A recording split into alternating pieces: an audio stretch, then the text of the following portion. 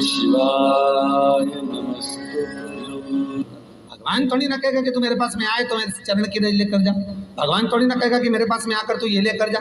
भगवान तो कहेगा मेरे पास में आया है, मांगना कुछ मत, बस मुझे जो स्नान कराया है मेरा चरणोदक लेकर जा, छीट दे पूरे घर में, संपदा भरना मेरा काम है। जहां मेरी चरण की रज पहुंच गई वहां संपदा स्वतः पहुंच गई, मैं वहां पहुंच जाता हूं। तो चरणों तक ले जा, पर लोग ले जाते हैं, पूजन करते, कलश भी उंडेलते, जल भी चढ़ाते, पर आते समय खाली लेकर आ जाते। भगवान को इतना बुरा लगता, मेरे दरवाजे से खाली जाए, मुझे कितना बुरा लगेगा। जो आए वो भर कर जाए, भले 2 बूंद लेकर आओ, पर उसमें चरणों तक थोड़ा सा लेकर अवश्य।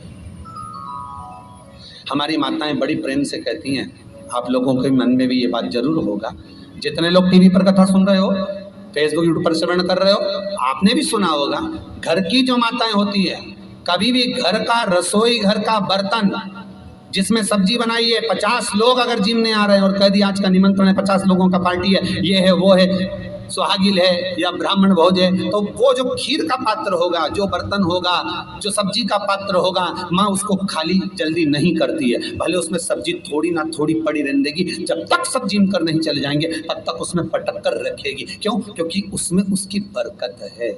उसी तरह जल चढ़ाने के बाद हम जब लेकर आते हैं पात्र के अंदर, ये उसमें उसकी बरकत है। गर्ग संहिता में दूसरी चीज कही, उसको भी समझ लीजिए।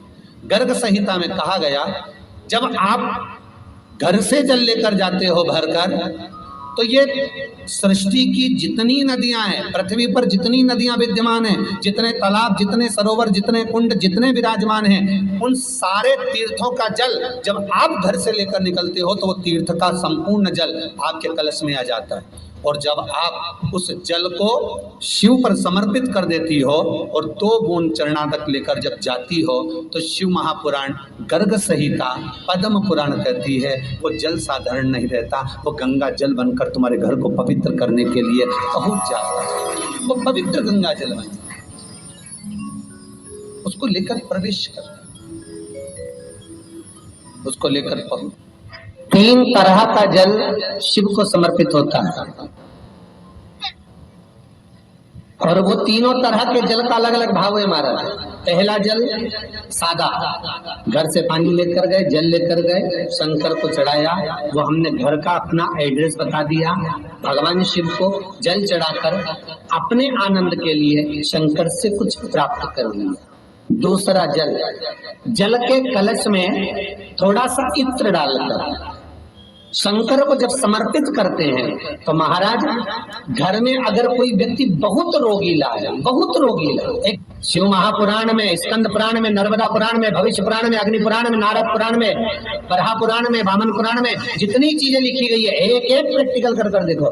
तो शिव महापुराण, स्कंद पुराण का ये भाव याद करिए कि 1 लोटे पानी में इत्र मिलाकर, जल में इत्र मिलाकर, बहुत रोगीला व्यक्ति, बहुत बीमार व्यक्ति है, 1 लोटा पानी उसका हाथ का स्पर्श कराकर शंकर को चढ़ाना प्रारंभ कर दीजिए। महाराज केवल 5 या 7 दिन चढ़ाओ, और वो 7 दिन के बाद में उस बीमार व्यक्ति का क्रम देखिए कि उसमें कितना आराम लगा है।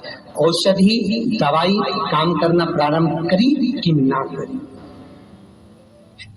केवल इत्र समर्पित, इत्र का जल। तो पहला जल सादा, दूसरा जल है इत्र का, और महाराज तीसरा जल जो शिव महापुराण के अंतर्गत कहा गया है, बेल पत्र का जल।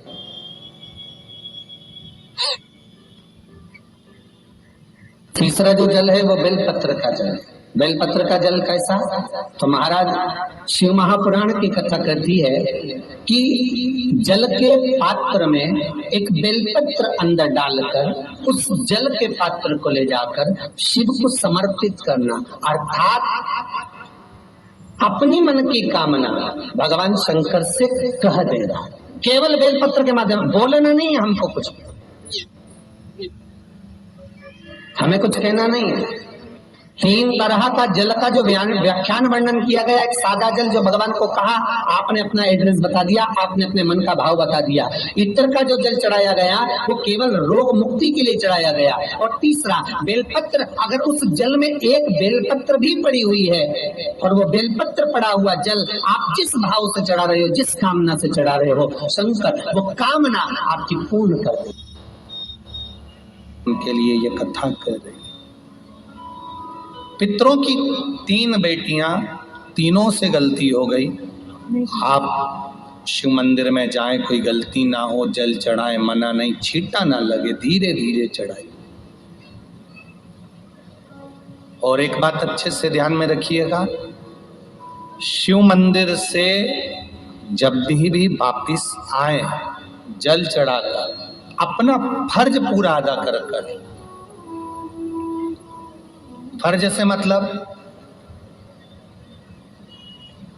जब शिव मंदिर से वापिस आए, जो पत्ती, बेलपत्री, फूल शिव जी पे चढ़े थे वो नीचे शिवलिंग पे से नीचे गिर गए हो। एक शिवलिंग रखा है, बुलाना मिट्टी वाला, नहीं इधर उठा, गढ़ में कथा चल रही, थोड़ा ध्यान से सुन। तो आप लोग जो पशुपति व्रत कर रहे हो या कोई भी उपास करते हो, कई लोग कहते हैं हमने करा नहीं हुआ, क्यों नहीं हुआ? उसमें हमारी गलतियों को मिटाएं। ये देखिए, अब जैसे ये शिवलिंग रखा है, आपने जल चढ़ाया, अब जल आप यहां से चढ़ा रहे हो तो धीरे धीरे धीरे धीरे चढ़ाएं, जिससे छींटे बाहर ना, यहां तक छींटे रहे ना, जलाधारी तक चलेगा, बाहर ना गिरे। और एक बात का स्मरण रहे,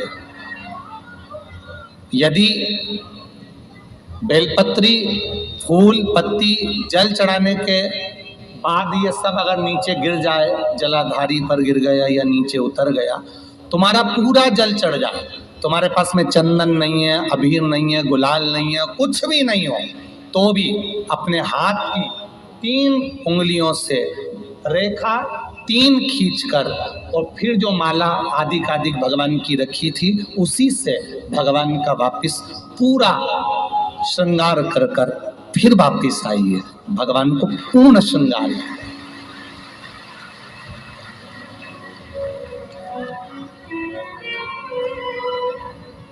भगवान का पूर्ण श्रृंगार कर आइए। कई लोग जल चढ़ाने के बाद में भगवान का जो फूल पत्ती नीचे रखी रहती है, हम ये नहीं कह रहे कि आप अपने घर से लेकर जाओ, आपके पास में कुछ नहीं, 1 लोटा जल चढ़ाओ, जल चढ़ाया, जो फूल पत्ती नीचे रखी हुई है उसी को उठाकर, उसको रखकर, उसी फूल से भगवान का खूब सुंदर भगवान का कर फिर आइए। क्यों? शिव का जब हम श्रृंगार कर आते हैं, माता पार्वती जी ने देवाधिदेव महादेव का श्रृंगार किया है, आप लोगों के स्मरण में होगा।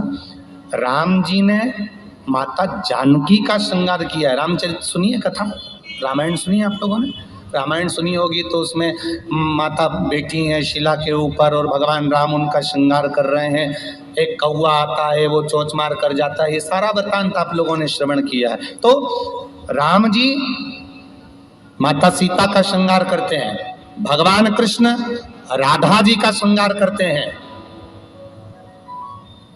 केवल एक देव अधिदेव महादेव की कथा ऐसी है जिसमें पार्वती जी शिव जी का श्रृंगार करती हैं।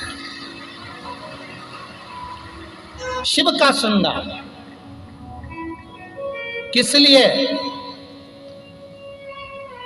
क्यों? कहा जल चढ़ाने के बाद वहीं पर पड़ी हुई पत्ती से, फूल से, जो चढ़े हुए फूल हैं, चढ़ी हुई पत्ती है, चढ़ा हुआ निर्माल्य है, जो भी शिव जी का है, उसी को धोकर वापिस भगवान का श्रृंगार कर आना चाहिए। किस लिए? कि हे भोलेनाथ, जब मैं इस संसार सागर से जाऊं, अखंड सुहाग लेकर पूरी श्रृंगार कर इस धाम से जाऊं, ऐसी कृपा है। जो पड़ा हो, जो चंदन नहीं है, हाथ से चंदन का स्मरण होना चाहिए। नहीं है हमारे पास लगाने को रोली, मौली, चंदन, जो भी आपके पास में, अबीर, गुलाल नहीं, अपने मन का गुलाल लगाइए, अपने मन का हृदय से। दिल से रिझाने का प्रयास। ले जाओ ले जाओ, दिल से चढ़ाइए।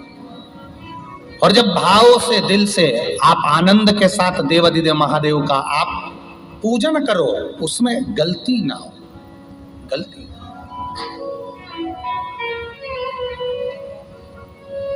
देखिए, पितरों की 3 बेटियों को श्राप लग गया। श्राप क्या लगा? तुम्हें पृथ्वी पर जाना पड़ेगा, मृत्यु लोक में जाना पड़ेगा, और तुम्हें मृत्यु लोक में जन्म लेना पड़ेगा। मृत्यु लोक में जाना पड़ेगा और तुम्हें जन्म लेना पड़ेगा। अब दुख आ गया। पितरों की बेटियां, इन्होंने पूछा हमारा भी कल्याण हो और पितृलोक में जितने पितर आए उनका भी कल्याण हो। जो अधोगति में, जैसे हमारी गति बिगड़ी है, हम अभी युवान अवस्था में हैं, आपको चोट लगी, आपने हमको श्राप दिया, मान लो कोई अधोगति में प्राण छोड़कर चला जाता है, उसका उद्धार कैसे हो? सनकादि ऋषि से पूछ रही, आप कृपा करें।